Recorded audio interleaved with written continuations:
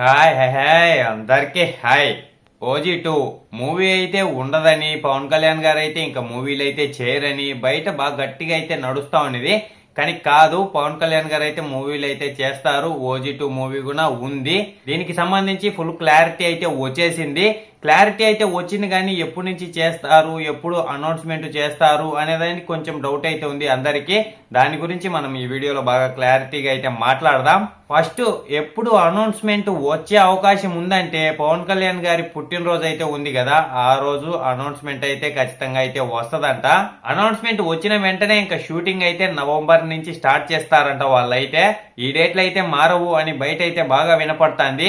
ఈ డేట్లు అయితే మారకపోవచ్చు. మనం మాట్లాడుకున్నట్టుగానే ఇంకా పుట్టినరోజు ఆపొద్దు అనౌన్స్మెంట్, ఇంకా నవంబర్ నుంచి షూటింగ్ అయితే స్టార్ట్ అయితే చేసేస్తారు.